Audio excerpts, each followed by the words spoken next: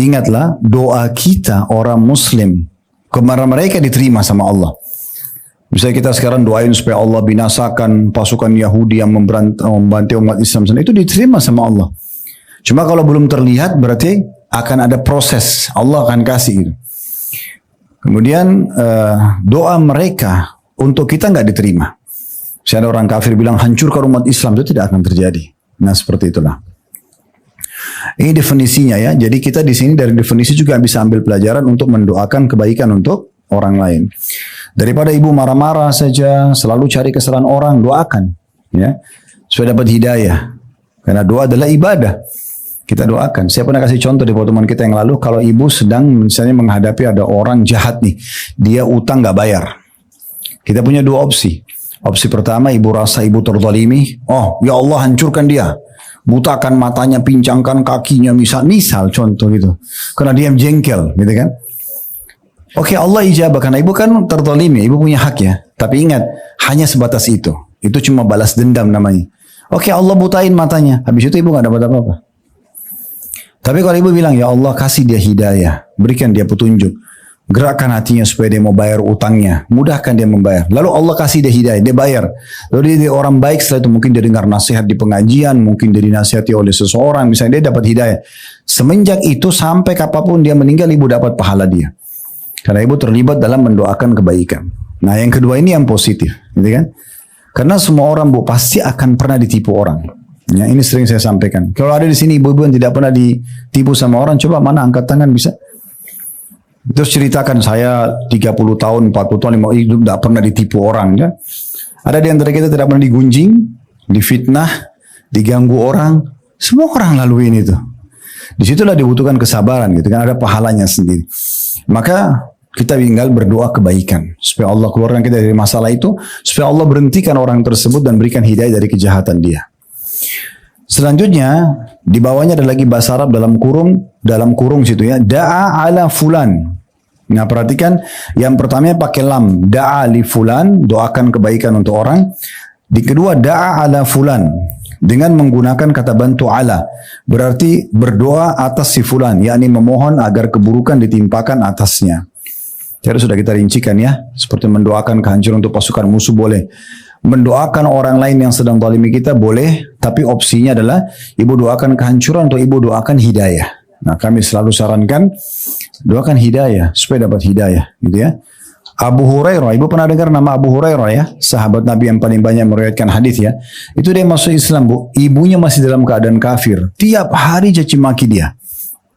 Caci maki Allah, caci maki Rasulullah SAW, caci maki Al-Quran, semua salah di mata ibunya. Tapi karena dia tahu sebagai seorang muslim, dia nggak boleh bantai ibunya, tetap harus bakti, dia diam saja. Cuma dia sering doakan kebaikan buat ibunya. Satu waktu pun dia datang kepada Nabi SAW mengatakan, ya Rasulullah, tolong doakan ibu saya supaya dapat hidayah. Dia akan bilang, ya Rasulullah, ibu saya ini ganggu Islam, caci maki, doakan aja kematian buat dia. Ya Allah, ya Rasulullah, doakan kebaikan. Lalu Nabi SAW doakan, ya Allah berikanlah hidayah ibunya Abu Hurairah. Pas Abu Hurairah pulang ke rumah, subhanallah, belum masuk rumah, depan pintu ibunya mengatakan, oh ya Abu Hurairah, jangan kau buka pintu kecuali kau sudah dengar syahadatku. Lalu masuk Islam, ibunya, gitu kan? Jadi siapapun yang jahat sama kita, bukan mustahil, dia juga manusia seperti kita, bisa berubah dari buruk menjadi baik. Inilah fungsi kita belajar doa, Bapak Ibu sekalian. Kita kalau belajar seperti ini, itu sebuah teori ilmiah yang harus diterapkan. Supaya kita jadi faham, doa itu bukan hanya sekedar minta kebaikan aja buat kita. Minta kebaikan buat orang lain. Sebenarnya kita sedang doakan diri kita juga. Saya sering kali bu, kalau punya pengalaman, kalau di Saudi ya, Saudi itu kayak biasa banget mereka itu. Contoh misalnya saya ketemu sama satu orang nih. Saya jalan sama teman, ketemu sama satu orang di satu acara. Kami pernah diundang. Orang itu nggak kenal saya. Tapi dikenalkan oleh teman saya, ini Khalid Basalamah dari Indonesia. Oh iya, dia dia dai di sana gini. Oh, bahasa pertama dia apa? Semoga Allah berkahi dakwah kamu, semoga Allah gini. Orang ini nggak kenal saya nih. Oh dia juga punya travel ya, semoga Allah berkahi. Didoain. Saya pun melihat pada saat dia dikenalkan sama teman saya, ini si fulan, dia punya perusahaan ini, perusahaan itu. Oh, saya juga mengatakan semoga Allah berkahi, semoga bertambah. Padahal dia sudah sukses. Tapi kita doakan, tujuannya supaya kita juga tetap dapat, gitu kan. Jadi sering berbagi. Jadi bukan hanya makanan, bukan cuma minuman, bukan cuma harta yang kita berbagi. Doa pun kita berbagi, gitu kan. Terutama dengan orang-orang terdekat sama kita. Ya. Walaupun orang itu dalam kondisi menyusahkan kita, doakan supaya dapat hidayah. Misal ada seorang ibu diuji sama Allah, anaknya nakal sekali, suka buat masalah buat ibunya, gitu kan? Gimana caranya? Doakan. Doa itu bisa masuk ke dalam hati manusia, bisa menembus benteng musuh, bisa mengangkat penyakit tanpa operasi pun. Doa itu luar biasa. Ada terjadi satu orang anak muda di Saudi, kisah nyata bu, matanya buta, bukan buta sih, rabun, tapi udah nggak bisa lihat, tipis sekali, kacamatanya pun tebal sekali. Lagi jalan tawaf sama sa'i dibawa sama teman-temannya anak-anak muda. Waktu sampai tempat sa'i, tiba-tiba dia terfikir dia pengen minum zam-zam, dia bilang sama temannya, tolong ambilin zam-zam buat saya. Diambil, dia menghadap kiblat, kemudian dia berdoa sama Allah sambil dia buka kacamatanya. Lalu dia berdoa, dia tutup mata, terus habis berdoa supaya Allah sembuhin mata dia, dengan penuh keyakinan diambil air tersebut, diusap di matanya, sama dia sisa airnya. Sebelum dia buka matanya, dia sudah langsung pakai kacamatanya, yang biasa dia pakai. Kok jadi buram, lebih buram dari yang sebelumnya. Begitu dia buka, matanya terang. Sampai dia berteriak takbir di tempat saya, Allahu Akbar, Allah sembuhin mata saya. Secara medis sudah nggak bisa. Tapi kalau sama Allah beda. Kalau sudah sama doa, selama ingat di materi pertemuan pertama kita saya titik beratkan, selama ibu tidak berdoa sesuatu yang haram, atau ibu berdoa minta mengubah sunnatullah, sistem yang Allah buat, Allah kabulkan. Contoh misalnya ibu minta uang supaya berjudi, itu Allah nggak kabulkan. Atau ibu berdoa, ya Allah saya tidak suka malam, ganti aja jadi siang, nggak usah ada malam. Atau saya tidak suka laki-laki, hilangkan laki-laki semua. Ini bentrok sama sunnatullah kan. Sistem Allah nggak bisa. Harus ada malam, ada siang. Harus ada laki-laki, ada perempuan gitu kan. Itu nggak mungkin. Nah kalau ibu tidak berdoa, dua hal ini diterima sama Allah sementara. Itu poin juga perlu digarisbawahi. Kata beliau, jadi doa, kita kembali ke buku kita ya. Jadi doa berarti permohonan hamba kepada Rabb-nya dengan cara memohon dan meminta. Bisa pula berarti mensucikan, memuji, dan makna yang sejenis dengan keduanya. Doa adalah bagian daripada zikir, dan zikir sendiri ada 3 macam. Baik, sampai sini dulu kita jelaskan lagi. Doa adalah permohonan dan dia ibadah, Bu ya. Ingat, saya ulangi lagi di pertemuan pertama juga kita pernah ulangi nih. Ibu kalau mau nulis tulis, ini penting pesannya ya. Yaitu berdoa meminta dipertahankan nikmat yang sedang ada lebih afdal. Doa agar nikmat ya minta dipertahankan lebih afdal daripada masalah sedang terjadi lalu minta solusi. Itu lebih afdal. Saya ulangi lagi, doa meminta dipertahankan kebaikan lebih afdal daripada berdoa minta diberikan solusi pada saat masalah terjadi. Jadi kayak misalnya ibu sekarang lagi sehat nih, Masya Allah, Alhamdulillah sehat, gak ada masalah dalam rumah tangga, gak ada masalah dalam pekerjaan, semuanya terpenuhi. Ibu berdoa, ya Allah pertahankan, berkahi. Itu lebih besar pahalanya dibandingkan ibu lagi ada masalah, baru ibu bilang, ya Allah berikan saya solusinya. Artinya apa? Tidak ada alasan untuk tidak berdoa. Ada kan orang kadang-kadang yang bilang berdoa bu ya, mau doa apa ya gitu loh. Kan semua sudah ada pasangan, ada anak, ada makanan, ada kekayaan, ada rumah. Ya justru itu minta pertahankan. Supaya Allah pertahankan. Itu lebih besar pahalanya dibandingkan nanti ada masalah baru minta solusinya. Dan dalam sebuah hadis yang lain juga sudah kita ingatkan pertemuan yang saya ulangi lagi. Kata Nabi SAW, kenali Tuhan kalian pada saat kalian sedang lapang. Lagi lapang, dia akan mengenali kalian pada saat kalian sedang sulit. Jadi kalau kalian ditanya, mau nggak bu, ibu lagi sakit, minta kesembuhan, ibu lagi bangkrut, minta supaya dikembalikan kekayaannya, atau lagi ribut supaya bahagia kembali. Tentu orang semuanya mau. Caranya gimana? Justru pada saat kita lagi lapang berdoa. Ya. Lagi enak-enak sama suami, sama anak-anak, gak ada masalah, ya Allah berkahi, ya Allah pertahankan. Itu lebih baik daripada nanti ada masalah baru berdoa. Walaupun dua-duanya bisa ya. Itu kalau kita lagi sakit, kita minta supaya disembuhkan boleh. Tapi ini penting sekali. Jadi saya ulangi, berdoa dalam kondisi, dalam meminta dipertahankan nikmat lebih afdal daripada meminta ya solusi pada saat permasalahan sedang jadi. Walaupun dua-duanya boleh gitu. Selanjutnya ada juga tambahan di sini, beliau mengatakan doa adalah bagian daripada zikir. Nah ini banyak orang berpikir zikir itu hanya menyebut nama Allah, saya misalnya subhanallah, alhamdulillah, Allah akbar, astagfirullah gitu ya. Tapi sebenarnya bukan seperti itu. Zikir itu lebih luas, Bu. Zikir dibagi oleh ulama, yang paling pertama adalah zikir umum. Semua yang bisa membuat ibu mengingat Allah, zikir namanya. Ya. Apapun itu, misalnya ibu lagi keluar ke satu tempat kayak kita alim tadi sini. Walaupun ibu tidak menyebutkan dengan lisannya subhanallah, ibu sekarang sedang berzikir. Kenapa? Karena menuju ke ibadah. Berarti kan ibu sedang mengingat Allah, kan gitu. Kalau ibu tidak ingat Allah, nggak mungkin ibu mau duduk di sini. Ibu pasti mau duduk di tempat lain misalnya, kan gitu. Itu secara umum. Ibu lagi silaturahim keluarga, ibu lagi mau jenguk orang sakit. Apa saja kita kerjakan, itu berarti selama dia pada jalan kebaikan, namanya berzikir juga. Itu zikir secara umum. Zikir secara khusus dibagi oleh para ulama, ada zikir ya dalam bentuk doa, nanti kita bahas sebentar ya. Ada juga zikir yang menyebutkan dengan lisan. Baca Al-Quran juga masuk dalamnya berzikir. Ya. Jadi semua itu masuk dalam bab zikir yang merupakan ibadah yang luar biasa gitu ya. Beliau jelaskan sini zikir sendiri ada 3 macam. Yang pertama, mengingat dan menyebut-nyebut nama Allah dan sifat-sifat Allah dan makna-makna yang dikandung olehnya. Dan memuji, mengesahkan Allah dengannya, serta mensucikannya, N-nya besar kata ganti Allah ya, dari segala yang tidak patut baginya. Itu zikir ya. Dan zikir ini terbagi lagi menjadi 2 macam kata beliau. Pertama ungkapan puji-pujian dari orang yang berzikir kepada Allah Subhanahu wa taala dengan menyebut-nyebut namanya dan sifat-sifatnya ya. Dan bagian inilah yang disebutkan dalam beberapa hadis seperti subhanallah, walhamdulillah, wala ilaha illallah, wallahu akbar. Maha suci Allah, segala puji hanya bagi Allah, tidak ada Tuhan yang berhak disembah kecuali Allah, Allah maha besar.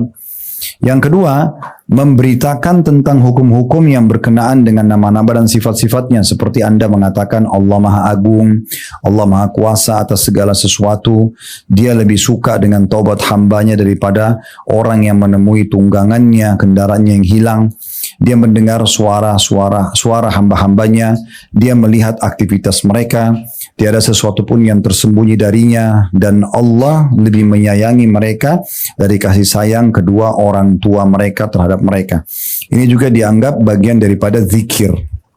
Ya, jadi saya ulangi lagi di poin ini, ibu sekalian, beliau mengatakan zikir yang pertama adalah zikir dengan memuji-muji Allah dengan menyebut nama-nama dan sifat-sifatnya. Yang pertama yang umum kita kerjakan, kayak kita baca subhanallah, alhamdulillah, Allah akbar, Allah.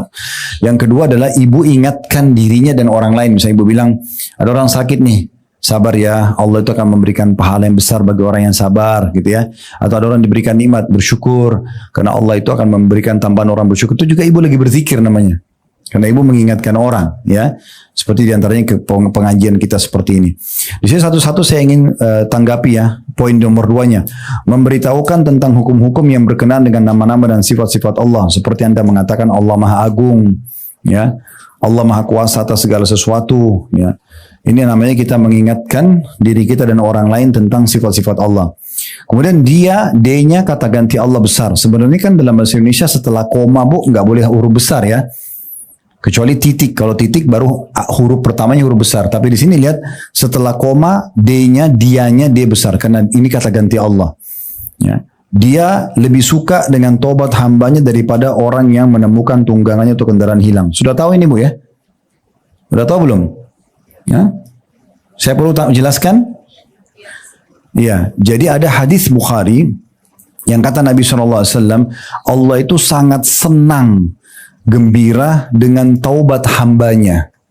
Lebih senang dan lebih gembira, ini berarti Allah punya sifat itu ya, daripada seseorang di antara kalian yang membawa semua yang dia miliki di atas tunggangannya, itu di atas unta ya, lalu dia jalan di padang pasir, di tunggangan itu semua ada, makanannya, minumannya, pakainya, semua harta di situ. Dia nggak punya apa-apa lagi kecuali dia, unta itu sama barang yang ada di tunggangannya.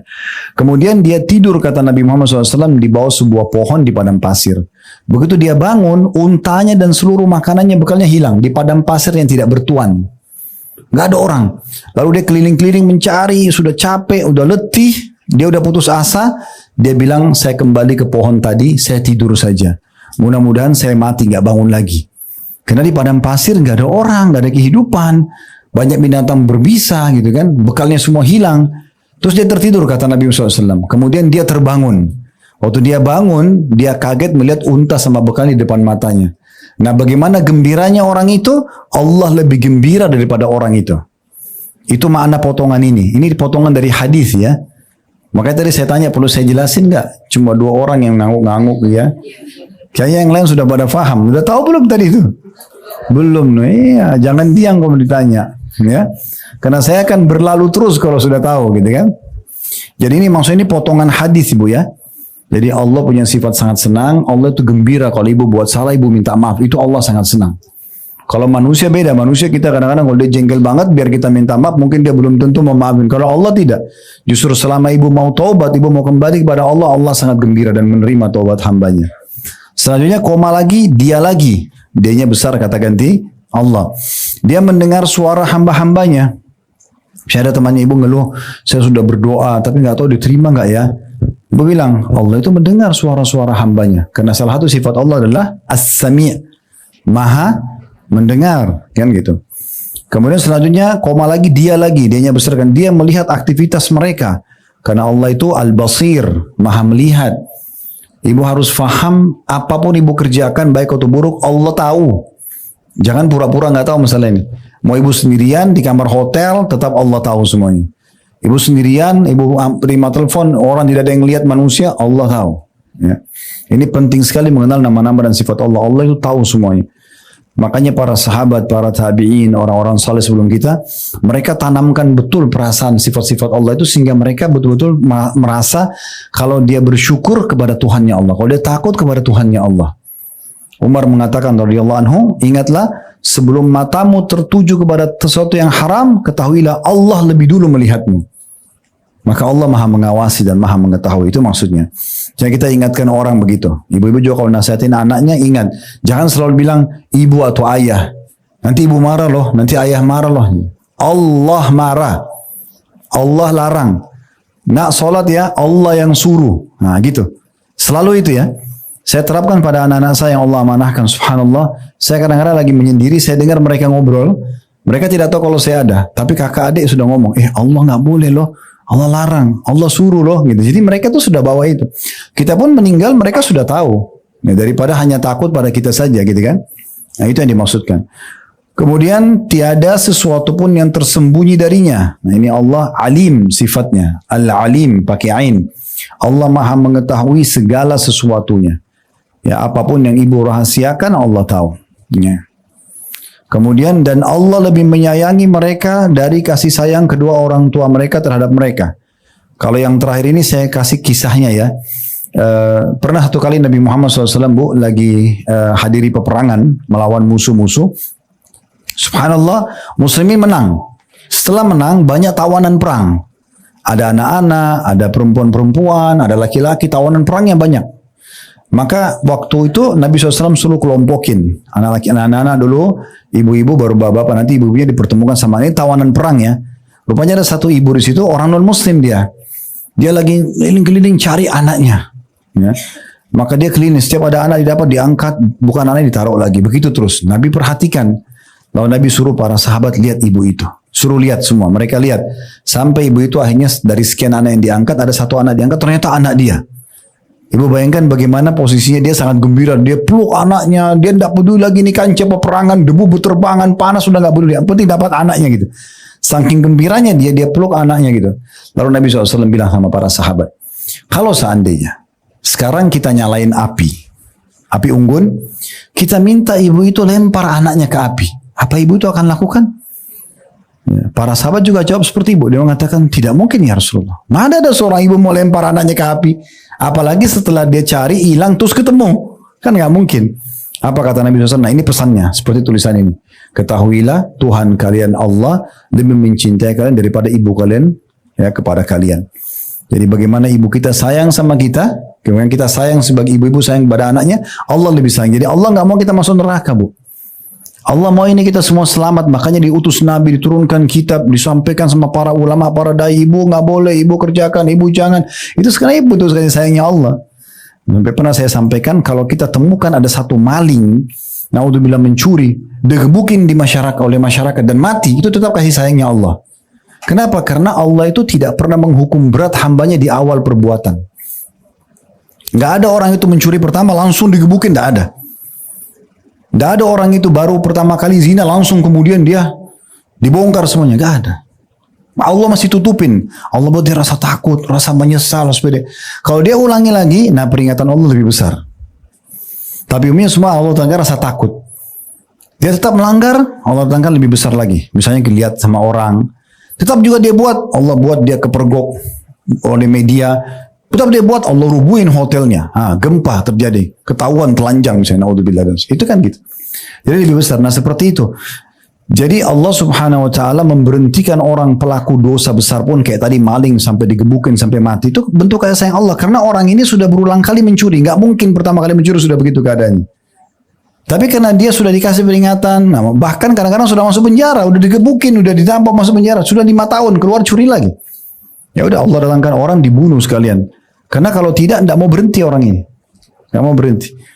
Dari sini juga ibu harus fahami. Selama ibu mendapatkan teguran dari Allah, ini lagi mau niat buat dosa nih, apa saja dosanya, mau lihat yang haram, dengar yang haram atau apa saja, ibu tiba-tiba khawatir, aduh dosa ya, terus ibu berhenti, ibu aman tuh, dapat pahala dan jauh dari hukuman. Tapi kalau ibu langgar, ya siap-siap, semua pelanggaran punya konsekuensi hukum. Jangan pura-pura nggak tahu ini. Dan ingat ya, Allah itu kalau membalas bu, ibu buat satu kebaikan nih. Ibu misalnya sedekah 10.000 atau 100.000 rupiah. Allah nggak balas 100.000. Allah balas dengan 10 tahun kesehatan. Allah kasih apa. Itu 10.000, 100.000 tadi itu. Sama orang buat dosa. Sekali bohong, Allah nggak hukum dengan 1 kali cambuk. Nggak. Bisa 1 tahun orang menderita. Nggak selesai dari masalahnya. Karena masalahnya itu. Makanya jangan dianggap remeh amal kecil, amal kebaikan. Tetap kerjakan karena baik. Amal dosa juga dianggap remeh karena konsekuensi hukumnya ada. Ya, kalau orang kerja di satu perusahaan, kapan pegawai itu berprestasi, datang on time, kerjakan pekerjaan dengan baik, ikuti semua SOP perusahaan, pasti dia terima gajinya, bahkan dapat bonus, bahkan nama harumnya, namanya jadi harum, bisa naik jabatan, kan itu. Bahkan mungkin Allah bisa buka yang Rizki bisa punya perusahaan sendiri, berapa banyak orang jadi pegawai tempat orang lain, tapi karena dia juru baik bisa buka perusahaan sendiri. Kalau orang ugal-ugalan, datang telat, kerjaan apa adanya aja, nggak selesai, nggak apa-apa, ditegur berapa kali, dipanggil sama HRD, nggak apa-apa. Ini terancam ini. Surat peringatan 1, 2, 3, lama-lama di PHK, rusak nama baiknya, ya keluarganya terbengkalai, pendapatannya juga terbengkalai, kan gitu. Nah itu di alam manusia, di hukum Allah SWT berlaku lebih berat daripada itu. Jadi kalau ada orang yang tidak selesai dari permasalahannya, pertama langsung taubat dulu kepada Allah. Karena masalahnya itu biasa akumulasi dari kesalahan yang ada. Baik, itu yang dimaksud di sini. Kemudian yang kedua, ini jenis zikir yang kedua. Mengingat dan menyebut perintah Allah, larangannya, halal, haram, dan segala hukum yang ditetapkannya, dengan bersikap melakukan perintahnya dan meninggalkan larangannya, mengharamkan apa yang diharamkannya dan menghalalkan apa yang dihalalkannya. Zikir seperti ini juga ada 2. Jadi ini maksudnya poin kedua jenis zikirnya, yaitu ibu selalu mengingat, oh ini halal, ini perintah kerjakan, ini halal dinikmati, ini larangan ditinggalkan. Nah itu juga sama dengan berzikir, walaupun lisan kita sedang tidak menyebutkan zikrullah. Zikirnya 2 macam. Yang pertama mengingat Allah dengan memberitakan bahwasanya dia memerintahkan perkara ini, melarang dari perkara ini, dia menyukai ini, membenci perkara ini, dan ridho dalam masalah ini. Ya. Kemudian yang kedua mengingat Allah atau berzikir berkaitan dengan perintahnya, maka langsung melaksanakan perintah tersebut, dan berkaitan dengan larangannya maka segera menjauhinya dan menghindarinya. Jadi zikir poin nomor 2 ini selalu mengingat dan menyebut-nyebut Allah. Dibagi 2 dengan cara mengingat Allah, akhirnya dengan mengingat itu jadi patuh. Yang kedua adalah mengingat larangan Allah lalu meninggalkan segera, karena tahu itu haram. Zikir yang ketiga yaitu zikir dalam kurung mengingat dan menyebut anugerah, nikmat dan kebaikan Allah. Ini termasuk zikir yang paling agung. Zikir yang disebutkan di atas berjumlah 5 macam. Ya, zikir ya juga bisa terbagi menjadi 3 macam. Ya. Ini maksudnya adalah yang zikir dengan mengingat nikmat Allah dan kebaikan Allah. Allah sudah baik sama saya, Allah kasih saya umur, Allah kasih saya pasangan, Allah kasih saya anak-anak. Jadi selalu gini, kalau zikir yang ketiga ini, ibu lebih dahulukan mengingat nikmat Allah daripada ujiannya. Gitu. Karena pastikan ibu-ibu sekalian, nikmat Allah lebih banyak dan lebih panjang waktu dibandingkan ujian. Ya. Kita kalau 1 tahun sehat, paling tahun depan sakit flu seminggu. Ya. Kita lapar, ya mungkin setengah jam, kita akan kenyang habis makan mungkin 5-6 jam ke depan. Pasti lebih banyak nikmatnya. Nah begitulah. Di sini beliau mengatakan zikir juga kalau dari sisi yang lain bisa dibagi menjadi 3 macam. Tadi itu kan 3 macam zikir yang beliau bagi. Sekarang juga ada pendapat lain mengatakan zikir dibagi 3 macam. Zikir yang pertama zikir dengan menggunakan hati dan lidah, dan ini merupakan tingkat zikir yang paling tinggi. Jadi ibu hatinya berzikir, lisannya berzikir. Ya. Yang kedua zikir dengan menggunakan hati saja, dan ini merupakan tingkat kedua.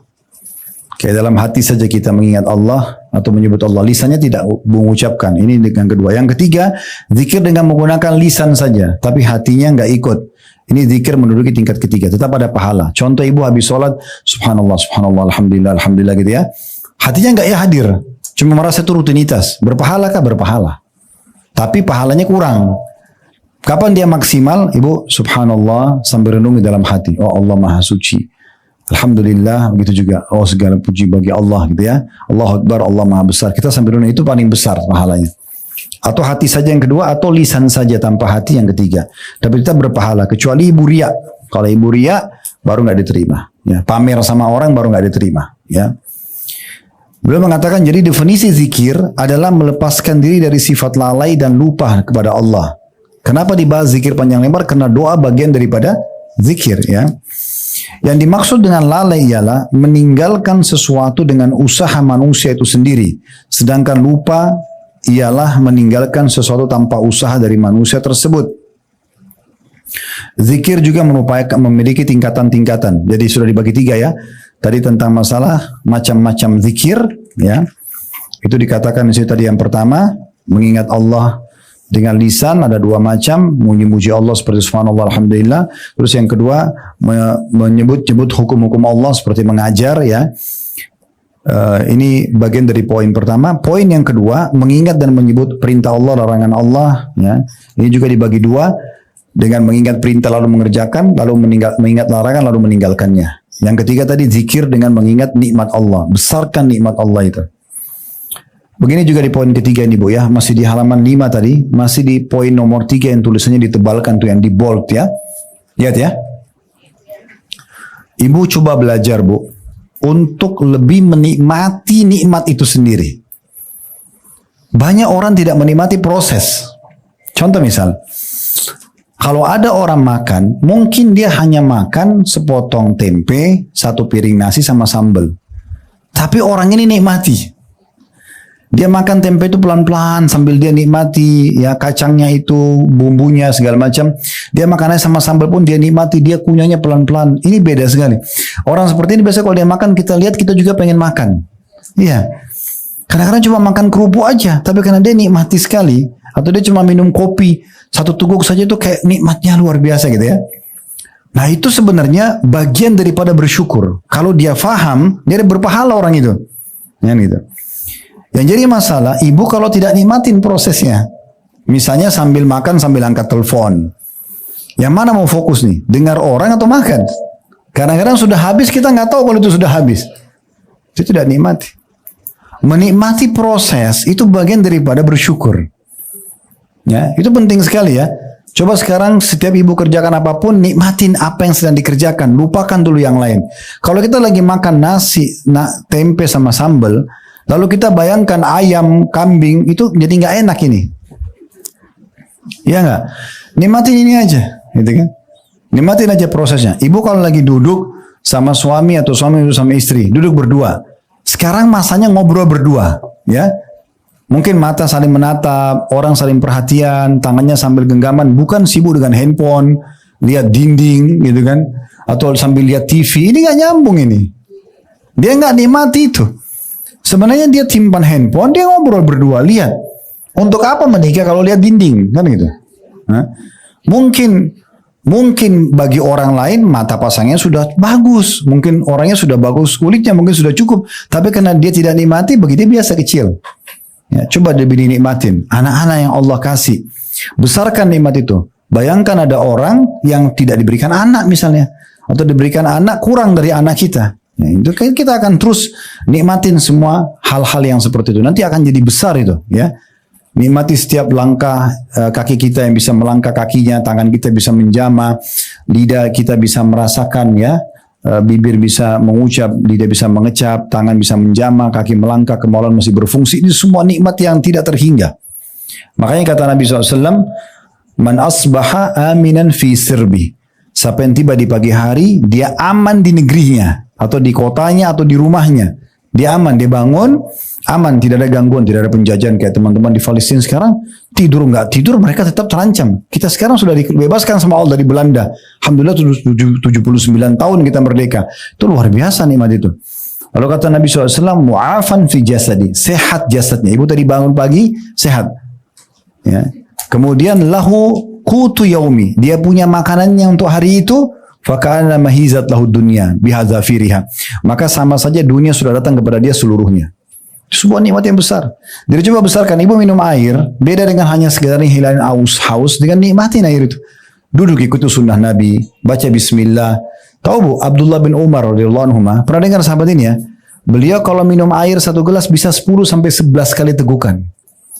Baca bismillah, dilepas alhamdulillah. Dia nafas dulu, dia nikmatin, baru dia minum lagi bismillah, dilepas lagi. Bayangkan 10 kali sampai 11 kali baca bismillah, 11 kali baca alhamdulillah. Berapa banyak pahalanya? Plus lagi dinikmatin sama dia itu. Kalau kita kan minum habis langsung.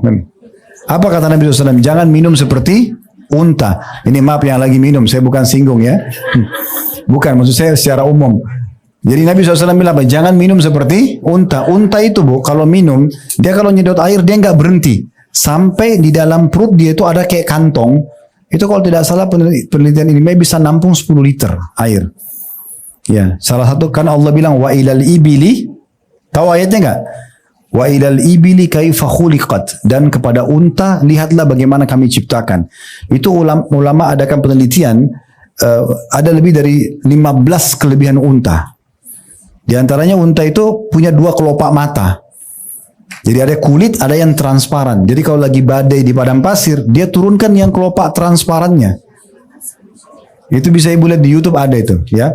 Kemudian bibirnya dipecah 2 oleh Allah, sehingga dia bagian tengah itu bibirnya pisah. Dia kalau itu untuk makan makanan berduri, ya, supaya tidak luka bibirnya, gitu kan.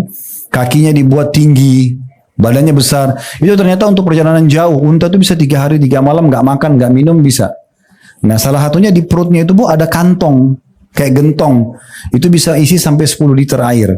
Makanya orang-orang dulu, masih termasuk Nabi Muhammad SAW dan para sahabat orang-orang Arab dulu, kalau mereka perjalanan jauh, mereka lebih suka unta daripada kuda. Kalau mereka kehabisan bekal makanan dan minuman, mereka sembelih untanya, dagingnya diambil, airnya itu diminum. Dan itu tidak tercampur dengan kotoran, kuasa Allah. Dia kalau dia minum, dia nampung di situ dulu. Kalau untanya haus, ada satu sistem menarik air itu cuma membasahi tenggorokannya, baru terbuang ke tempat air seninya. Jadi tidak masuk ke sini lagi, itu airnya bersih.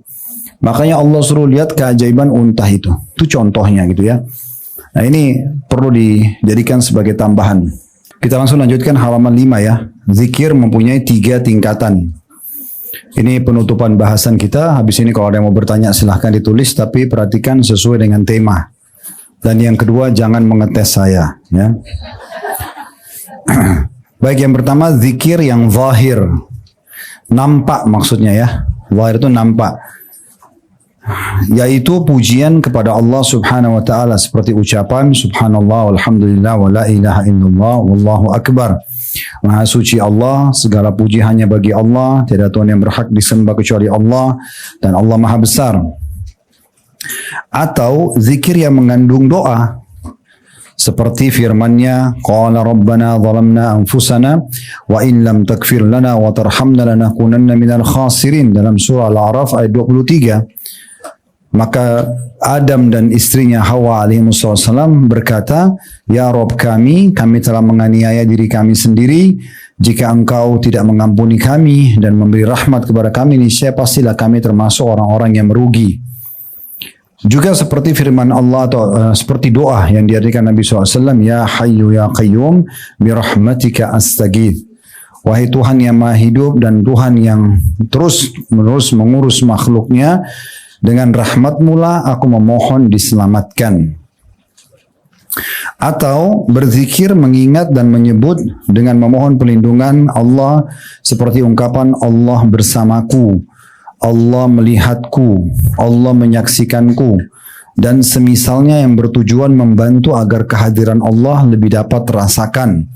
Begitu pula untuk kepentingan memelihara hati, menjaga tata krama di hadapan Allah, menghindari kealpaan diri, juga memohon perlindungan kepada Allah dari syaitan dan kejahatan manusia.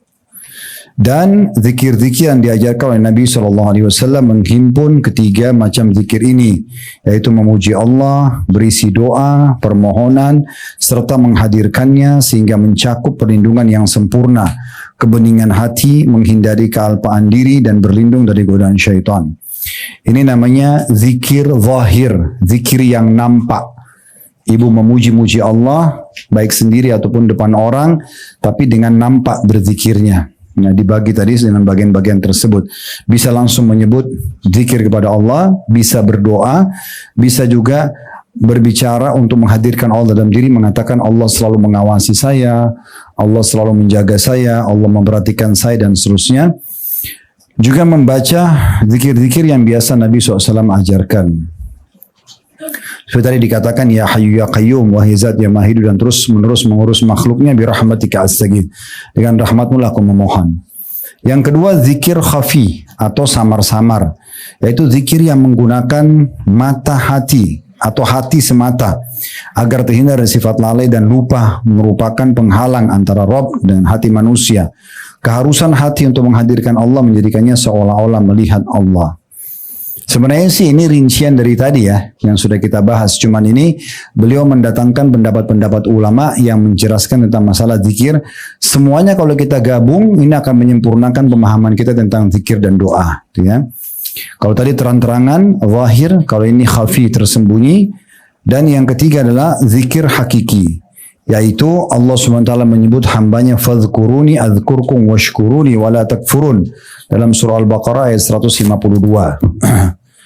Karena itu ingatlah kamu semua kepadaku, niscaya aku pun akan ingat kepadamu, dan bersyukurlah kepadaku dan jangan kamu mengingkari nikmatku. Ini berarti zikir hakiki, maksudnya kita berzikir, Allah pun langsung merespon pada saat itu. Ya. Sesuai juga dengan sabda Nabi SAW, Yaqulullahu ta'ala, Ana inda dhanni abdi bi, wa ana ma'ahu idha dhakarani, fa in dhakarni fi nafsi, dhakartu fi nafsi, wa in dhakarni fi mala'in, dhakartu fi mala'in khairi minhum, wa in taqarraba ilai shibran, taqarrabtu ilaihi dhira'an, wa in taqarraba ilai dharan, taqarrabtu ilaihi ba'an, wa in atani yamshi, ataitu harwala. Allah Ta'ala berfirman, aku bertindak berdasarkan sangkaan hambaku terhadapku, dan aku bersamanya apabila ia mengingatku. Jadi kalau ibu lagi sakit, ibu bersangka misalnya Allah akan sembuhin saya, itu sangka baik, itu bagus. Allah akan berikan sesuai dengan prasangkanya. Oh, Allah nggak akan sembuhin saya, ya sesuai dengan prasangkanya. Allah kasih. Jadi kita selalu harus bersangka baik kepada Allah, dan bersangka itu bagian daripada zikir. Dan aku bersertanya apabila ia mengingatku. Kalau selalu kita mengingat Allah dalam setiap keadaan kita, Allah akan selalu bersama kita. Dan Allah mengatakan apabila ia mengingatku dalam dirinya, aku akan mengingatnya juga dalam diriku. Saya kayak ibu lagi sendiri, lagi di mobil, lagi di rumah, ibu sambil berzikir, baik itu dengan lisan tadi ya, subhanallah, alhamdulillah, wa la ilaha illallah, atau berdoa, atau misalnya menyampaikan kepada orang yang sedang telepon-teleponan sama kita, sabarlah, Allah bersama orang yang sabar. Segala macam hal, maksud dalam majelis zikir seperti majelis ilmu seperti ini berzikir, itu kalau kita sendirian, Allah ingat sendiri, Allah juga mengingat dirinya. Kalau hamba itu mengingatku di hadapan sekumpulan orang, kayak kita dalam majelis ilmu begini, atau ibu lagi di pasar, di mall, ibu tetap berzikir karena rame orang, bukan ibu rame-rame berzikir ya, tapi maksudnya ibu berzikir tapi di halayak umum. Maka Allah mengatakan, maka aku, hanya besar kata ganti Allah, akan mengingatnya di hadapan sekumpulan makhluk yang lebih baik dari itu, maksudnya para malaikat. Jika ia mendekatkan diri kepadaku sejengkal saja, maksudnya ada upaya sedikit dari kita untuk dekatkan diri kepada Allah, maka Allah mengatakan aku akan mendekat kepadanya sehasta, ya. Maksudnya sesiku ya. Dan jika dia mendekatkan diri kepadaku sehasta, satu siku, maka aku mendekatkan dirinya, mendekat kepadanya, ya, selengan, ya. Apabila dia mendekatkan diri kepadaku dengan berjalan, maka aku akan mendekatkannya dengan berjalan cepat atau berlari kecil. Maksudnya ibu sedikit aja berusaha untuk mendekatkan diri kepada Allah, Allah akan memberikan banyak sekali, ya, perasaan kita dekat dengan Allah. Kayak ibu hadir majelis begini, mungkin cuma 1 jam kita duduk, tapi seakan-akan ini bisa jadi bekal sebulan, 1 tahun ke depan, bahkan mungkin bisa seumur hidup. Jadi sedikit kita dekatkan diri kepada Allah, Allah akan lebih mendekatkan diri kepada kita lebih jauh daripada itu. Sebaliknya ya, difahami ya, kalau ibu berusaha menjauhkan diri dari Allah, justru sengaja lalai, sengaja terus berdoa, tidak mau berdosa maksud saya, sengaja juga selalu menjauhkan diri dari Allah, maka Allah juga jauhkan diri dari dia. Ya, ada satu orang pernah datang kepada seorang ulama dan dia mengatakan begini, saya sudah sekian tahun buat dosa, tapi saya tidak pernah lihat ada hukuman datang kepada saya. Orang ini kebetulan fahamnya hukuman itu fisik saja, sakit, tabrakan gitu ya. Maka kalau tidak salah orang ini datang kepada Hasan Basri rahimahullah. Hasan Basri mengatakan, kau keliru. Hukuman Allah sudah sangat banyak pada kau. Dia bilang, mana? Saya nggak lihat. Maka Hasan Basri tanya, saya mau tanya, selama ini waktu kau menjauh diri dari Allah ini, kan dia tahu kapan dia dekat, kapan dia menjauh. Misalnya, ibu dulu dari 17 tahun sampai 20 tahun, oh saya rajin sekali ibadah Ustaz misalnya. Setelah itu, sampai sekarang, dari 20 sampai 30 tahun, kok lalai gitu ya. Saya lalai, terus dianggap tidak ada hukumannya gitu ya. Maka Hasan Basri tanya, kau kapan mulai jauh diri dari Allah? Dia bilang, sudah sekian tahun. Saya tidak ibadah kepada Allah. Tapi nikmat ada rezeki, ada segala macam berjalan, tidak ada hukuman secara fisik. Maka kata Hasan Basri, kau keliru. Sudah berapa lama kau menjauhkan diri dari Allah? Sudah sekian tahun. Oke, kata Hasan Basri begini. Saya mau tanya, selama kau jauhkan diri dari Allah nih, kamu bisa sholat tepat waktu? Dia bilang nggak bisa. Kamu bisa sholat malam? Dia bilang nggak pernah. Kamu bisa baca Quran? Nggak pernah. Kamu biasa rutin bakti sama orang tuamu? Dia bilang nggak pernah. Semua jenis ibadah yang disebutkan, dia kerjakan tapi dia lalai. Nggak bisa on time, nggak bisa konsisten. Kata Hasan Basri, itulah siksaan yang paling berat. Karena kalau Allah membenci seorang hamba, Allah buat dia tidak mau beribadah. Jadi bukan masalah jadi efek daripada buat dosa, Allah buat dia tambah lalai. Ya. Makanya umat-umat sebelum kita waktu disiksa sama Allah seperti kaum Ad, kaumnya Nabi Hud, kaum Thabud, kaumnya Nabi Saleh, kaumnya Nabi Nuh, kaumnya Nabi Ibrahim, kaumnya Nabi Musa, banyak Allah siksa. Yang Allah binasakan mereka itu sebelum disiksa, datang siksaan masalah pada mereka. Beberapa hari sebelumnya badan mereka tambah sehat, gembalan mereka tambah banyak, harta mereka melimpah, hidup mereka bahagia, ketawa-ketawa. Begitu mereka tambah lalai begitulah datang disitulah siksaan Allah, datang sekonyong-konyong kepada mereka. Jadi Allah tidak menghukum orang kalau masih punya rasa khawatir, orang masih takut, itu Allah masih kasih dia terus sinyal supaya dia kembali kepada Allah. Tapi kalau orang yang lalai udah selesai, ya Allah akan hukum dia. Nah ini termasuk hukuman yang sangat berat. Oleh karena itu hati-hati. Satu sisi kita diperintahkan kalau kita mendekatkan diri kepada Allah, Allah akan lebih cepat dekatkan diri kepada kita. Tapi satu sisi kalau kita menjauh dari Allah, Allah akan lebih cepat menjauh dari kita. Jadi sangat jauh. Ibu, kalau saya gambarkan masalah keimanan ini contoh rasional dari saya. Kalau ibu, kalau saya gambarkan untuk ibu, iman itu seperti anak tangga. Jadi kan untuk masuk orang ini anak tangga tuh.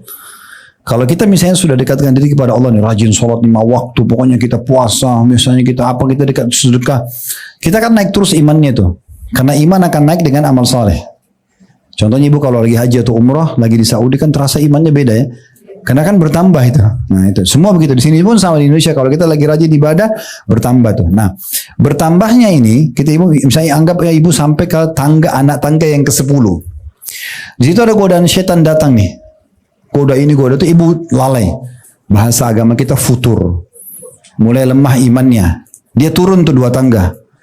Turun 2 tangga ini, setan gak akan biarkan ibu kembali ke level awal. Dia berusaha turun lagi, sampai nanti ibu rasa kayak tidak ada iman rasanya. Kayak malas sekali ibadah. Bukan cuma sholat tahajud, sholat wajib subuh pun jam 8, jam 7. Ya. Iya. Sholat kadang-kadang, sudah masuk waktu asar baru mau sholat duhur. Ya, lalai, karena dia lalai ya. Itu salah satu siksaan Allah, orang banyak nggak paham itu. Jadi Allah buat dia nggak bisa lakukan itu ketaatan. Karena kalau dia buat ketaatan kan konsekuensinya berarti dapat surga. Masa orang lalai maksiat dikasih surga kan tidak mungkin. Allah lalaikan dia. Satu sisi, jadi syaitan terus berusaha. Makanya kita harus berhenti stop, Bu. Yang bisa menyetop dirinya ibu dari dosa, ibu sendiri. Allah tidak akan turunkan tangan dari langit memberhentikan kita, nggak mungkin. Kita harus segera berhenti. Oh ini haram, berdosa, berhenti. Wudu, ya, sholat sunnah 2 rakaat, taubat, berdoa sama Allah tulus. Ya Allah, hambamu sudah merasa lalai dan jauh darimu, maafkanlah. Kembalikan hambamu ke jalan yang benar, gitu ya. Terus kita berdoa sampai Allah nanti kembalikan level kita. Karena tidak ada yang bisa kembalikan kita ke anak tangga yang ke-10 tadi kecuali Allah. Satu sisi. Sisi yang lain, Bu. Misal ibu naik ke tangga ke-10 iman tadi itu, karena ibu pernah dengar ceramah tentang kematian misalnya. Tentang azab kubur, tentang neraka. Ibu merasa keimanan kuat, naik levelnya. Kalau ibu nanti dari tanggal 8 yang tadi jatuh itu, 2 tangga, ibu berdoa sama Allah menjadi dikembalikan. Untuk kembali ke tangga 10, ibu kalau dengar ceramah yang pertama, belum bisa mendongkrak. Harus ada ceramah lebih kuat dari itu. Jadi untuk kembali ke level iman itu nggak mudah, Bu. Sulit. Makanya jangan biarkan diri kita lalai. Saking sulitnya mempertahankan kebaikan. Ibu jujur nih 40 tahun. Ibu bohong 1 kali aja di umur 41 tahun. Yang mana orang lihat? Orang lihat jujurnya atau bohongnya? Coba bayangkan efeknya. Itu kan dosa. Itu dosa 1 kali bisa menghapus kebaikan kita semuanya. Itu bahaya sekali.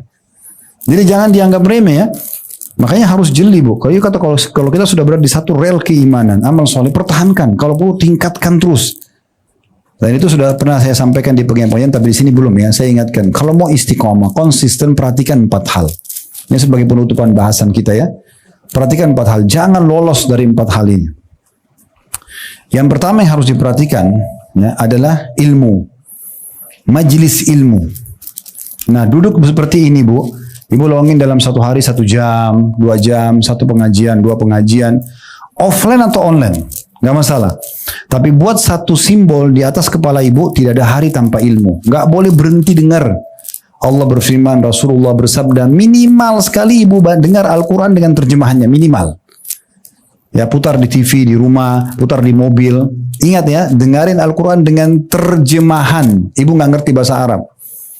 Terjemahan itu akan menyentuh kita. Oh ternyata Allah berfirman begini ya. Terutama ibu beli yang juz 30 aja. Juz ammah ya. Itu aja. Ibu dengar-dengar ulang-ulangi. Karena situ ada siksa kubur. Ada neraka. Ada kisah umat-umat sebelum kita. Ini dulu surah-surah ini yang pertama turun di fase Mekah, Bu. Belum ada perintah sholat. Belum ada perintah puasa di Mekah. Itu belum ada.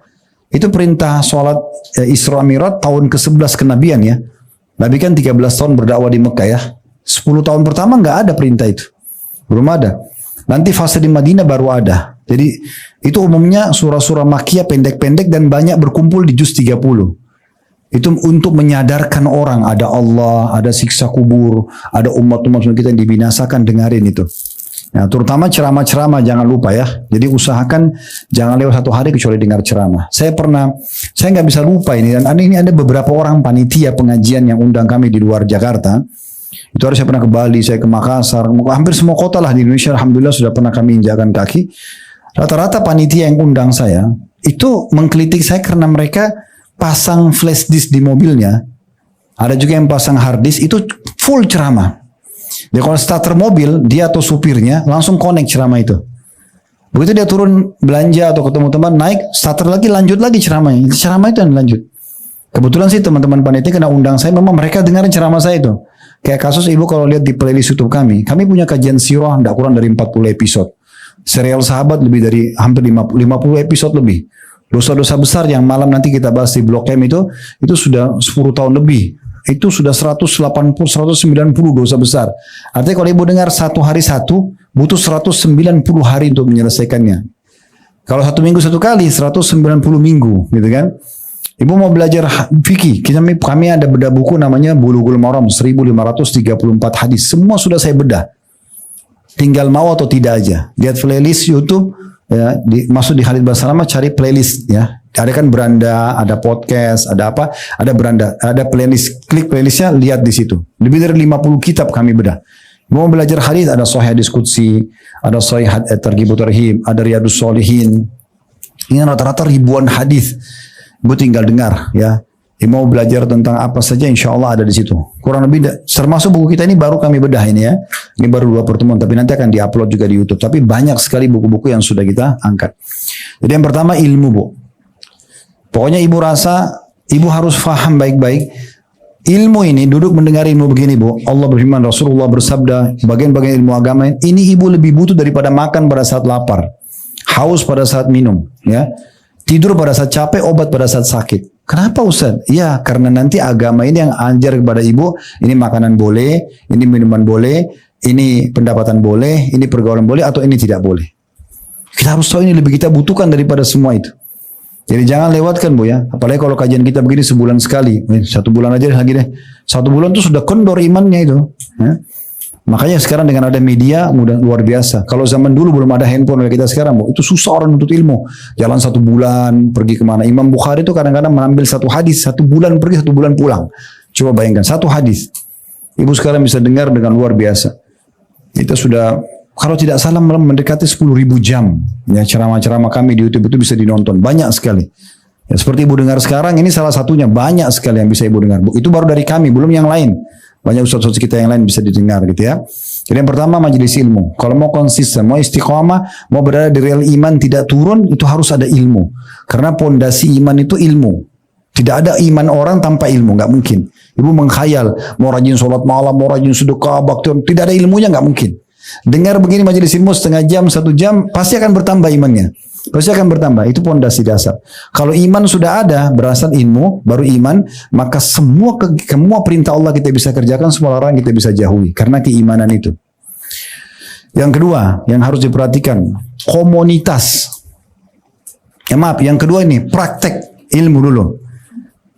Praktek ilmu, amalkan. Banyak orang hadir majelis ilmu begini, oh bagus ya ceramahnya, oh bagus ya bukunya, sudah dapat apa? Penceramahnya nggak tambah gemuk, ibu udah tambah gemuk, nggak ada bertambah apa-apa. Apa gunanya pujian itu? Nggak ada gunanya, nggak ada manfaatnya. Angin lalu, kamu hebat ya, kamu pintar ya, kamu bagus, terus bisa apa? Kan? Ya, dan ibu perlu garis bawahi ya, kalau ada saudara kita muslim ibadahnya bagus, jangan dipuji di depannya. Gak boleh ibu bilang, kamu rajin sekali ya, tadi sholatmu bagus ya, kamu doanya tadi panjang ya, gak boleh ibu dong.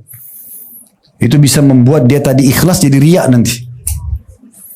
Makanya pernah ada sahabat Nabi, sholatnya khusyuk banget, luar biasa khusyuknya. Saking khusyuknya sampai ada orang duduk sebelah Nabi bilang, ya Rasulullah, saya suka orang ini, ibadahnya bagus banget. Kata Nabi SAW, jangan kau perdengarkan. Kalau kau perdengarkan dia jadi, kau telah membinasakan dia. Tadinya dia ikhlas jadi riak. Kan itu? Jadi sama kalau kita lagi buat kebaikan, tidak usah ibu tunggu pujian orang, jangan.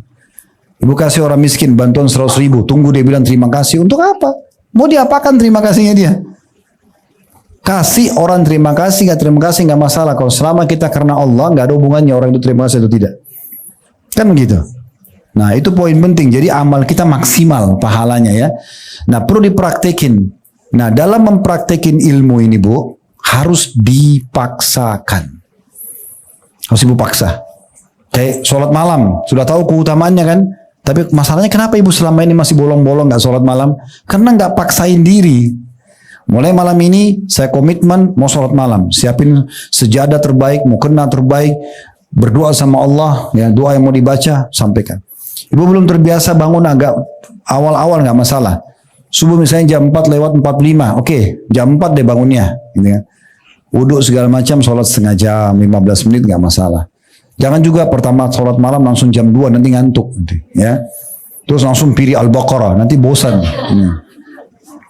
Nggak masalah surah-surah pendek dulu, konsisten dulu, sebulan berjalan, sudah terbiasa. Nanti ibu, gini Bu ya, kita kalau biasa mengerjakan satu jenis ibadah, Allah akan berkahi di ibadah itu. Contoh ibu baru pertama kali sedekah, rasanya keluarin 10.000 tuh kayak berat. Tapi kalau ibu sudah sering keluarin 10.000 terus, lama-lama ibu lihat itu kecil. Ibu akan pindah ke 100.000. Mungkin awalnya berat, pindah lagi. Lama-lama kita jadi kecil. Sampai 100 juta, sampai miliaran kita anggap kecil. Karena Allah sudah berkahi. Ibu udah biasa sholat malam, sudah setahun, 2 tahun, 3 tahun berjalan. Nanti lama-lama jam 2 malam pun bangun biasa aja gitu. Gak jadi beban. Nah itu namanya Allah berkahi di situ. Ibu pertama mau baca Quran, berat rasanya. Tapi kalau ibu sudah rutinkan, Allah berkahi. Allah lihat keseriusan hambanya. Kita serius, praktekin itu, lama-lama Allah berkahi. Lama-lama kita merasa, kayaknya 1 juz 1 hari deh. Ya, lama-lama, kayaknya bisa 2 juz sehari. Lama-lama ibu bisa khatam dengan waktu yang sangat pendek. Kenapa sahabat bisa khatam dalam 3 hari sekali? Kan karena mereka diberkahi di situ. Nah, Allah mengatakan dalam Al-Quran, وَالَّذِينَ جَاهَدُوا فِينَا لَنَهْدِيَنَّهُمْ سُبُلَنَا. Orang-orang yang memaksakan diri menuju ke jalan kami akan tunjukkan mereka ke jalan kami. Harus dipaksa. Paksa kerjain ketaatan, paksa tinggalin dosa. Ibu biasa buat dosa apa? Paksa. Tidak mau, saya nggak mau buat. Setan nggak akan jelma cekik kita kok. Tak, kau harus tetap berzina. Enggak. Enggak, saya nggak mau. A'udzubillah minasyaitonir rajim. Saya mau berhenti. Nah gitu. Itu termasuk definisi dalam masalah konsisten tadi. Jadi ilmu supaya istiqomah ya. Ilmu, kemudian yang kedua praktek. Ini harus dipaksa. Paksa betul-betul Pak Ibu yang paksa sendiri. Ibu jadwalin, ibu haruskan. Lama-lama jadi bisa. Awalnya susah. Seperti orang lari, awalnya berlama-lama dia. Mungkin ibu kalau pertama kali lari, 10 meter sudah ngos-ngosan. Tapi kalau ibu sudah terbiasa tiap hari, lama-lama biar 100 meter, 1 kilo. Ada orang jalan lari berkuil belasan kilo nggak capek, biasa aja. Karena dia sudah terbiasa. Ya. Jadi orang yang biasa itu akan menjadi kebiasaan dia. Yang ketiga, ini baru komunitas. Teman-teman, ibu jangan sibuk lagi sekarang sama orang-orang yang jauh dari agama, Bu. Nggak boleh. Jangan bilang nggak apa-apa kok ya. Mungkin maaf ya, dia masih belum sholat, dia masih apalah, banyak pelanggaran agama, kita bilang nggak apa-apa. Jangan nggak apa-apa. Manusia ini, kita manusia Bu, sensitif. Omong kosong kita tidak terpengaruh. Ada orang nonton film India 2 jam. Oh saya nggak terpengaruh kok. Bohong. Gimana caranya nggak terpengaruh? Sebentar nanti habis filmnya ulangi lagunya, ingat gerakannya, bayangin artisnya. Kan pasti mana bisa. Sebagaimana orang kalau di majelis ilmu juga punya pengaruh kan gitu. Nggak mungkin ibu duduk begini 1 jam 2 jam terus nggak ada pengaruh tuh nggak mungkin. Karena kita sensitif. Saya sering kasih contoh di pengajian. Kain meja ini Bu. Saya dan ibu sekalian kalau pegang kain ini, kita pegang ini sekarang. Kita tahu ini kain kasar atau lembut seketika. Kita, oh ini kasar, oh ini lembut kan gitu. Tangan kita ini bisa langsung beda. Itu saking sensitifnya manusia. Hidung kita ini kecil lubangnya, tapi kita bisa cium ini wangi, ini busuk seketika. Semprot parfum wangi. Lewat tempat sampah bau, langsung waktu seketika. Lidah kita bisa bedain manis, asin, asam seketika. Coba bayangin. Telinga kita bisa bedain ini intonasi suara keras atau lembut seketika. Mata kita bisa bedain, oh ini terang atau ini gelap seketika. Ini nyalain lampu, terang. Begitu kita padamkan sini lampu, oh gelap. Langsung seketika. Jadi tidak ada ceritanya orang tidak terpengaruh. Semua pintu-pintu dosa Bu, pasti enak. Itu dibawa sama setan enak. Kalau orang buat film tidak dicari artis dan aktor yang hebat, itu nggak bakal ada yang nonton. Tapi memang itu dosa kan, tidak boleh. Ya udah kita tahan diri, itu harus ditangani ibu yang tahan. Enggak, saya nggak mau. Udah cukup. Saya sekarang harus gini, harus gitu. Ustaz, masa pengajian terus? Emang kita hidup untuk ibadah. Itu pengajian, kemudian silaturahim keluarga, jenguk orang sakit, semua yang baik-baik. Hadiri mungkin apalah seminar-seminar pendidikan, bisnis, oke gitu. Tapi kalau duduk gosipin orang, ya kemudian apalagi fitnah, majelis untuk manipulasi data, apalah itu semua jangan, dosa udah. Karena tadi saya bilang ingat ya, kita kalau buat kebaikan, sedikit ibu buat, ibu Allah akan kasih lipat ganda banyak. Tadi sedekah dengan 100.000 Allah bisa kasih kesehatan 1 tahun misalnya. Kita buat dosa sedikit aja, cukup Allah buat kita hukuman sekian lama. Lalu untuk apa? Amal soleh untuk dipelajari dan dipraktekin. Dosa dipelajari untuk dijauhi, bukan dicoba-coba. Ibu nggak usah bilang, oh babi haram, saya mau coba dulu rasanya gimana. Nggak usah, sudah haram. Tahu haram selesai kan gitu. Zina haram, coba dulu nggak usah nikah aja kan gitu. Kan selesai, kan ada gantinya. Babi ganti sapi, ayam, kambing, kelinci, banyak sekali. Kenapa harus babi? Kan itu. Khamr nggak boleh. Minuman keras nggak boleh, narkotika nggak boleh. Baik ada susu, ada madu, ada sirup, ada air putih, ada jamu, banyak. Kenapa harus yang ini gitu? Ini sebagai ujian. Dan masalahnya ada konsekuensi hukum. Ibu harus tahu, ibu buat pelanggaran, ibu akan dihukum. Itu jadi masalah ya.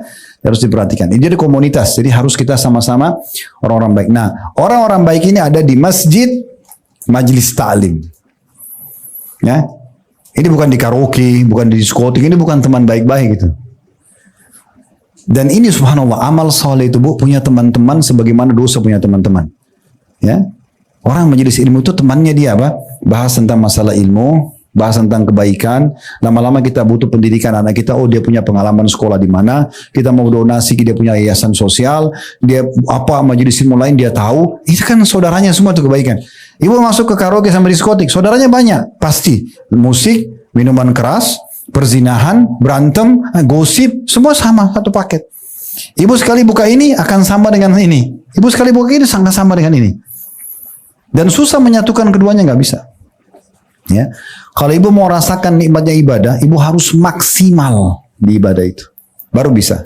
Ya, contoh saya kasih contoh supaya mudah difahami. Ibu pakai jilbab nih misalnya. Ya, ibu sudah minta ini perintah Allah, saya mau pakai. Misal contoh, ibu pakai. Begitu ibu duduk di ruang tamu, ada satu laki-laki bukan mahram nyelonong masuk. Ibu lagi pakai jilbab. Ibu rasa berdosa nggak? Kita ada perasaan salah sama Allah karena orang ini, padahal kita bukan buat salah, dia nyelonong masuk. Kenapa? Karena ibu sudah menikmati jilbab itu. Lawannya buka aurat itu diri hilang, kan gitu. Nah kita balik sekarang. Kalau ada orang tidak tutup aurat, dia anggap itu nggak masalah lah. Dia nikmati itu, kenikmatan tutup auratnya hilang dari dia. Ya nggak bisa ketemu itu. Yang ini bilang, ih sayangnya kenapa itu nggak pakai jilbab. Yang ini bilang, ih nggak panas tuh pakai jilbab. Ini nggak bisa ketemu. Sekarang ibu contoh lain, sholat nih, azan langsung sholat. Komitmen, pokoknya awal waktu. Kenapa? Karena Nabi SAW bilang, waktu ditanya amal yang paling Allah cintai, beliau mengatakan as-sholatu ala waktiha. Sholat di waktunya. Azan stop semua aktivitas. Mau meetingnya 100 miliar pun berhenti. Pokoknya saya mau sholat, selesai. Berhenti semua, pokoknya nggak ada lagi. Aktivitas stop semua. Apalagi kalau cuma sekedar cerita, ngomong kosong, tinggalin aja. Sholat dulu, 10-15 menit, baru aktivitas lagi. Nah gitu. Sekarang kalau ibu nikmatin sholat itu, ini kenikmatan dosanya apa? Tinggalin sholat. Ya nggak? Ini hilang. Ibu nanti bilang, itu orang nggak sholat sayang banget ya. Kenapa? Karena ibu sudah nikmatin ini. Kenikmatan ininya hilang, gitu ya. Nah kita balik sekarang. Kalau ada orang yang tidak sholat, dia nikmati itu. Tak peduli azan terdengar hayya 'alas shalah dari masjid ini, lewat 10 meter masjid lagi sana hayya 'alas shalah, ayo salat. Enggak penting. Enggak peduli sama dia. Apa salat? Enggak usah, enggak penting. Nah, di sana. Dia nikmati itu. Kenikmatan ibadahnya, rajin salatnya hilang dari dia. Ya, enggak bisa ketemu. Begitu semua puasa sama tidak puasa sama. Pendapatan halal sama pendapatan haram. Tidak bisa ketemu ini, Bu, enggak bisa. Kalau ibu masih mau di tengah-tengah, misalnya ibu sholat, tutup aurat, iya. Tapi masih gosip. Ini nanti terganggu ini. Sholatnya nggak bisa khusyuk. Karena masih ada nodanya. Ya, masih ada nodanya itu. Karena nggak bisa, ibu mau khusyuk ini. Ini harus betul-betul bersih dia. Baru bisa naik dia. Kalau ibu mau nikmat ibadah, itu harus naik begini timbangannya. Dosanya di bawah begini. Nah, baru bisa. Kalau ibu balik, dosanya naik. Ibadahnya turun, ini nggak ada khusyuk, nggak ada sama sekali. Malas sholat. Gempa bumi terjadi pun biasa. Oh di kota sana biasa aja nggak. Tapi kalau ibu imannya naik begini, ibu dengar sedikit guntur aja. Astagfirullah, ada apa ini? Kita langsung tersentuh gitu ya. Kita sudah seperti Abdullah bin Mas'ud bilang pada saat dengar guntur di Kufah atau di kota Irak waktu itu, beliau mengatakan benar-benar ini peringatan dari Allah di langit kepada penduduk bumi. Ini peringatan keras. Kalau sekarang suara guntur itu di atas, bisa Allah gelegarkan di bumi. Kan gitu. Jadi begitu pekahnya mereka. Kalau ibu pertemukan dua-duanya nggak bisa. Ini hilang nikmatnya, ini hilang nikmatnya. Orang pakai jilbab besar misalnya, dia tahu ini, oh ini orang pacaran nggak boleh dalam Islam, tapi dia pacaran saja. Dengan jilbabnya dia jalan berdua, dia mau gandengan, takut, salah, dia nggak nikmati dosanya. Ya nggak? Kan hilang, dia juga terganggu di situ, nggak bisa juga dinikmati sama dia. Orang kalau mabuk, tapi dia juga sholat. Dia mabuk, tapi dia berpikir, ya sebentar lagi azan. Dia nggak enak itu. Ya enggak? Ya udah jadi ahli maksiat itu sekalian. Supaya kau nikmatin, tapi neraka ujungnya kan gitu. Atau jadi orang baik sekalian. Nah gitu. Makanya saya sering bahasakan ibu kalau mau hijrah, mau jadi orang soleha, 100%, jangan setengah-setengah. Untuk apa rem-rem? Jadi orang baik sekalian, tinggalkan. Tiba-tiba ketemu sama teman kita di sebelah, oh kamu kan dulu begitu. Itu kan dulu. Sekarang sudah taubat, alhamdulillah. Syukur Allah kasih saya hidayah. Daripada meninggal dalam keadaan maksiat, kan gitu. Nah iya. Dan ingat ya, kami ini seperti saya sama teman-teman tadi hanya bisa begini Bu. Sampaikan ibu di pengajian. Kita nggak bisa nih ke rumah ibu satu-satu, Bu. Jangan lupa sholat ya. Jangan lupa, tidak ada. Ibu harus peka. Allah akan tanya ibu hari kiamat. Kan kamu sudah dengar ceramah di majelis itu. Kamu kan sudah dengar ustadz itu. Kita nggak ada hujah, nggak ada alasan hari kiamat. Jadi selamatkan diri kita. Toh jadi orang baik itu dapat. Ibu mau makan ada yang halal, ibu mau biologis ada yang halal, ibu mau kerja ada yang halal, ibu mau pakaian ada yang halal. Kenapa harus yang haram? Kan gitu. Kenapa harus ini dan ini jumlahnya lebih sedikit? Mana lagi ada hukumannya datang, kan gitu. Jadi itu perlu sekali untuk diperhatikan, ya. Yang terakhir, yang keempat, berdoa. Selalu berdoa. Minta agar Allah kasih istiqomah, ya. Saya sudah sampaikan tadi dalam bahasan doa kita, ibu berdoa dipertahankan nikmat yang sedang ada, itu lebih afdal daripada dosa masalah sedang ada minta solusinya. Minta, ya Allah, mudah-mudahan saya selalu konsisten dalam sholat saya on time ini. Ya Allah, tambahkan kekhusyuan buat hambamu. Ya Allah, berkahi dan seterusnya. Itu kita minta. Apa yang ibu kira-kira ibu pikirkan nih? Susun. Kira-kira dalam ibadah apa yang ibu belum maksimal? Misalnya ibu belum biasa puasa Senin Kamis, misal contoh, ibu belum biasa puasa Ayamul Bid, ibu belum biasa rutin sedekah tiap hari, atau apalah yang kira-kira ibu belum biasa sholat duha, itu ibu minta doa terus. Ya Allah mudahkan, ya Allah mudahkan, dan ingat paksakan tadi, mulai dulu. Sholat duha 2 rakaat dulu, baca inna ataina wal asr, tidak apa-apa. Yang penting lakukan dulu, ya. Ini saya tutup juga dengan perkataan ini ya. Ibu kita ini sama syaitan, bu, seperti orang yang mau lomba lari. Kita di garis start ya. Kita di sini, setan di sini. Selama ibu tidak melangkah, setan itu akan kalahin kita. Karena sebelah kita, kamu nggak bisa, gak usah kamu begini, kamu nggak bisa. Dia selalu gitu. Tidurlah malam masih panjang, nggak usah bantu yang itu. Karena dia dekat sekali sama kita. Kita nggak jalan, dia juga di situ. Kapan dia kewalahan? Kalau ibu sudah mulai. Ibu lari dulu. Kalau ibu lari udah mulai start, setan kelabakan godain kita, bu. Karena kalau dia mau kejar kita, untuk goda kita, dia harus cepatnya sama dengan kita. Kalau ibu itu injak gas yang luar biasa, pokoknya mulai sekarang Senin Kamis saya nggak mau tahu, saya nggak mau tinggalkan. Sholat malam saya harus setiap malam, 2 salat tidak mau tahu. Pokoknya apapun bisikan setan, saya nggak mau tahu, udah syaitan rajim. Pokoknya saya begini konsisten, begitu ya. Maka setan ini dia lari, dia harus sama kencang sama kita. Itu pun, bayangkan kalau orang lagi lari kencang, dia kalau teriak, kita dengar. Kita nggak bisa dengar juga kan? Karena kita sudah sangat kencang larinya. Makanya orang-orang yang sudah istiqomah benar itu, nggak bisa digoda setan, susah. Kan gitu. Karena dia sudah lari. Dia baru digoda sedikit, azan, masjid. Langsung sholat. Habis sholat, baca buku, baca Quran, zikir. Dari ibadah ke ibadah lain. Jadi setan nggak bisa godain dia. Nah begitu. Dan ini ingat, kami sekali lagi cuma bisa sampaikan seperti ini, Bu. Ibu harus ambil keputusan sendiri. Ingat, waktu terbatas, ajal kalau datang penyesalan akan datang terakhir. Jadi ibu harus selamatkan diri. Ya, sebelum menyesal terakhir, maka ambil pelajaran. Allahu a'lam. Baik, melihat waktu kita tutup sampai sini ya. Subhanakallahumma bihamdika asyhadu an la ilaha illa anta astaghfiruka wa atubu ilaik. Wassalamualaikum warahmatullahi wabarakatuh.